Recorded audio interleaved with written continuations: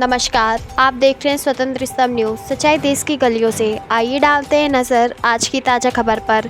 इंडी गठबंधन सपा के पूर्व सांसद राजा रामपाल ने अकबरपुर लोकसभा के चुनाव का प्रचार प्रसार के लिए रावतपुर में समाजवादी पार्टी के कार्यालय का किया उद्घाटन। अपने कार्यकर्ताओं में भरा जोश। इस मौके पर सतीश निगम ने सभी कार्यकर्ताओं से कहा, जन जन तक अपनी पार्टी के कार्यों को बताएं, संविधान के बारे में बताएं, ताकि हमारे देश को हिंदू, मुस्लिम, सिख, ईसाई में एकता का संदेश जगाएं। इस अवसर पर श्री भूधर नारायण मिश्रा जी, माननीय मुनीन्द्र शुक्ला के साथ अन्य गणमान्य कार्यकर्ता उपस्थित रहे। ब्यूरो रिपोर्ट, स्वतंत्र स्तंभ न्यूज़।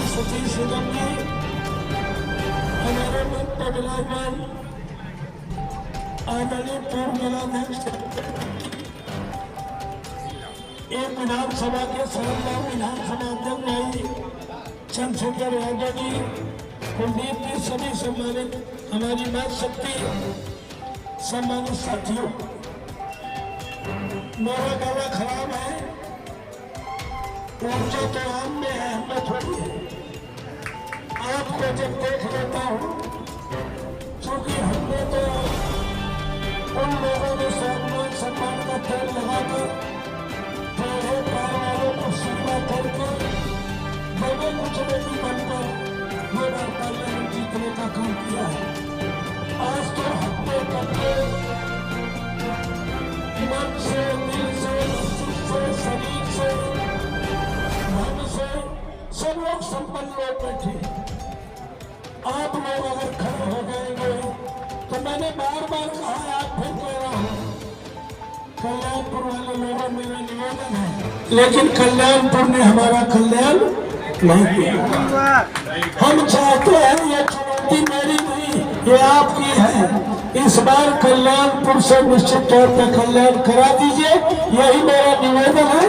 इसके लिए 10-12 दिन बचे हैं, पूरे 10-12 दिन हमें दे दो और हम आपके सम्मान सम्मान के लिए, मुश्किल परेशानी के लिए कांग्रेस, सपा, कम्युनिस्ट पार्टी के कार्यकर्ताओं से मेरा निवेदन है, ये 12-13 दिन आप हमें दे दीजिए।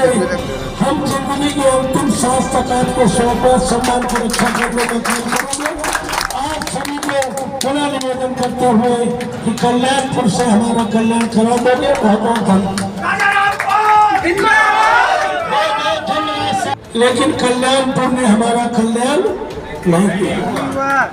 हम चाहते हैं, ये चुनौती मेरी नहीं, ये आपकी है। इस बार कल्याणपुर से निश्चित तौर पर कल्याण करा दीजिए, यही मेरा निवेदन है।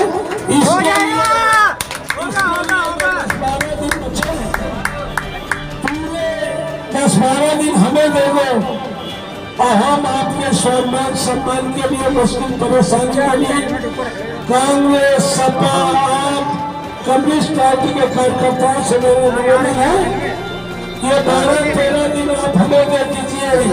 हम जिंदगी के अंतिम सांस तक आपको स्वागत सम्मान की रक्षा करने का काम करेंगे। आप सभी को पुनः निवेदन करते हुए कि कल्याणपुर से हमारा कल्याण करा दोगे, बहुत बहुत धन्यवाद। कार्यकर्ताओं को सीने में भी धुआं देखा है, अब लग रहा दिल्ली जाने से कोई माई के लाल हमको नहीं रुक। हमारे कार्यकर्ता पूरी ताकत के साथ आपके साथ जुड़े। मैं इसी कड़ी में ज्यादा वक्ताओं को न समय देकर मैं अपने सबसे कल्याणपुर के सबसे पुराने नेता, जिन्होंने पहली बार इस कल्याणपुर में सब दुश्मनों को पटकनी दी थी, मैं भूधर नारायण मिश्रा जी को आमंत्रित करना चाहता हूँ। वो हमें अपने शब्दों में सबको हमारे आज लोकसभा के प्रत्याशी, हमारे सपा के विधायक छोटे भाई मुनीन्द्र शुक्ला जी, हमारे कांग्रेस के अध्यक्ष अमित पांडे जी, हमारे छोटे भाई इस क्षेत्र के विधायक रहे, आगे भविष्य में फिर होंगे, सतीश भाई, हमारे सपा के इस क्षेत्र के विधानसभा कम करने की जिम्मेदारी किसकी है? फीस कम करने की जिम्मेदारी केंद्र में बैठी सरकार की है। अगर केंद्र में बैठी सरकार की फीस कम हो जाए तो मेरा मानना है कि आज चाहे कालीचरण हो, चाहे दूसरे लोग हो, जो गरीब लोग हैं जा करके अपने बच्चों को, जो बताओ अध्यक्ष जी सही कह रहा हूँ, अपने बच्चों को पब्लिक स्कूल में, अपने बच्चों को पब्लिक स्कूल में शिक्षा दे सकते हैं। तो मैं यही कहना चाहता हूँ कि हर बच्चे को अच्छी शिक्षा मिले, इसके लिए जरूरी है इंडिया गठबंधन के प्रत्याशी को चुना जाए। हर गरीब को इलाज के बगैर अपनी झोपड़ी में दम न तोड़े, इसके लिए जरूरी इंडिया गठबंधन के प्रत्याशी को चुना जाए।